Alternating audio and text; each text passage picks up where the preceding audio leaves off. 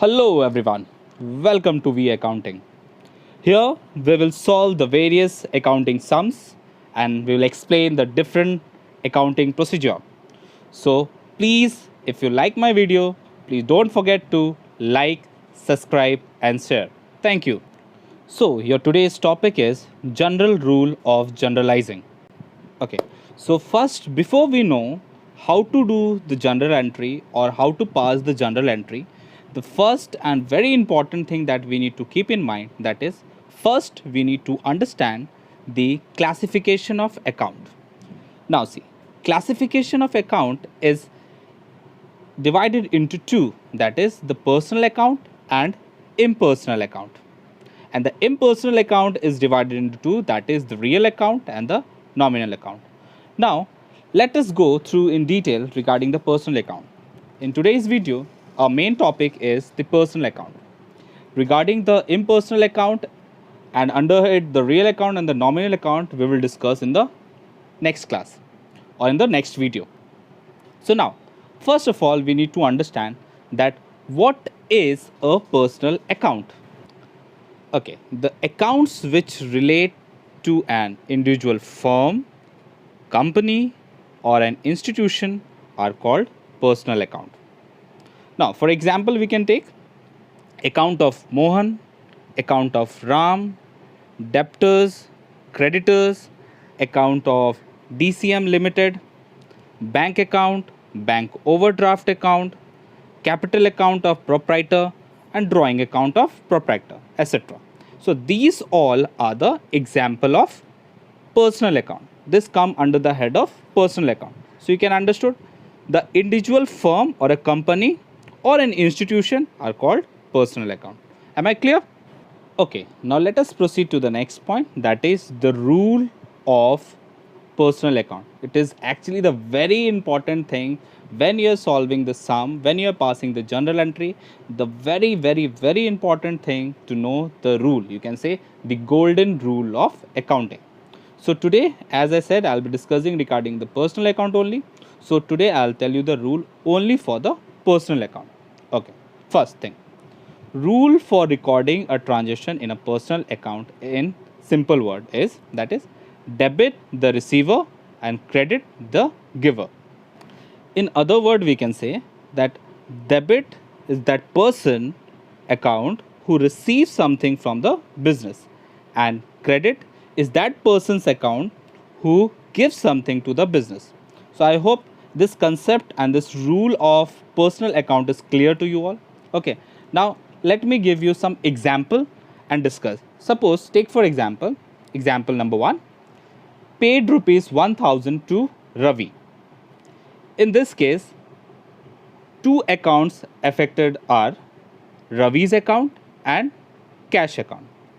According to the rule of debit the receiver, Ravi's account will be debited in the entry as he is the receiver of. Simultaneously, the account of cash will be credited as the cash has gone out. So the entry for this example is Ravi's account debit to cash account, both 1000. Clear? Now let me explain you the second example, that is received rupees 500 from Mohan.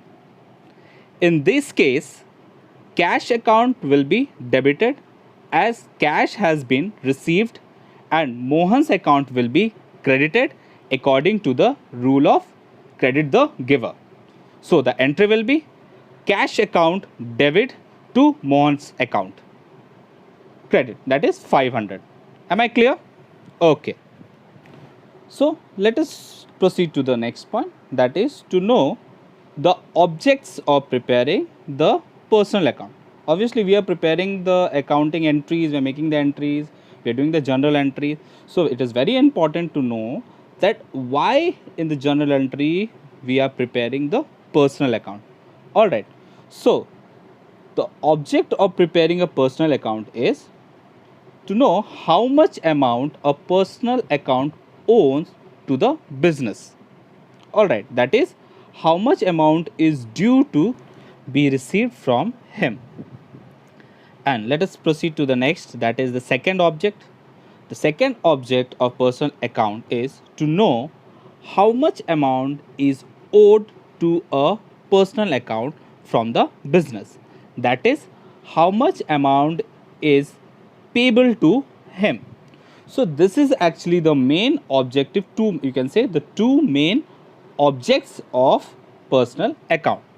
So the next point that we are going to discuss is the types or the classification of personal account. Now, this one will not be going in too much detail, because the main thing in which you need to understand is the personal account is classified into three parts. That is the natural personal account, artificial personal account, and representative personal account. Okay, so now let me explain you first what is the natural personal account. Now, what do you understand by natural? It's very common that it is related to a natural thing, all right? It's not a man-made thing, right? So we can take it for a simple example that accounts of natural person means that accounts of human being, all right, accounts of human being.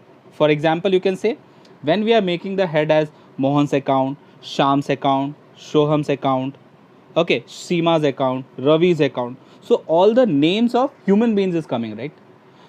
So this personal account is known as, we can say, a human being account, okay, where the name of a human being comes, that we will consider as a natural personal account.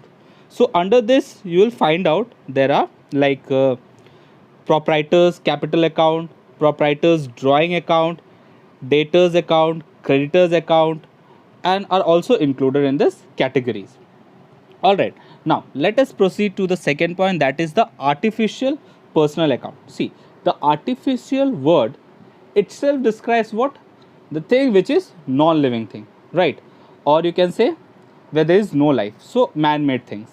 So man-made things, you can take an example like a company, okay, that you can say it's a man-made thing. All right, any enterprise or any private limited, that all are man-made things. So you can say that this all will come under artificial personal account.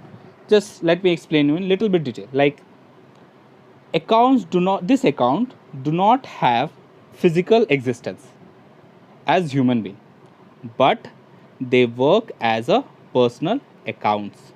All right, so let me tell you, give you the example, like any firm's account, any limited company's account, any institution account, or any bank account. These are treated as artificial persons for the recording of business transaction. This account also include the accounts of clubs like insurance companies and the accounts of government department, which are recognized as person in the business dealing. So this all will come under the categories of artificial personal account. All right, now the last point that is left, that is representative personal account. Now what is representative personal account? When we hear the representative personal account, so it's very simple. When an account represents a particular person or group of person, it is termed as representative personal account. All right, for example, if the salary for the month of December are not paid to the employees, the amount payable to these employees will be added and put under one common title, that is salaries outstanding account. All right, so I hope you are clear. So this is the thing that represent, which we can say as a representative personal account.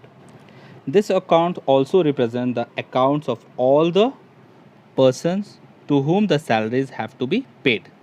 This is therefore termed as representative personal account. There are many other examples also for representative personal account. You can take like such as prepaid insurance account, accrued interest account, and unearned commission accounts. So this all are the explanation of representative personal account.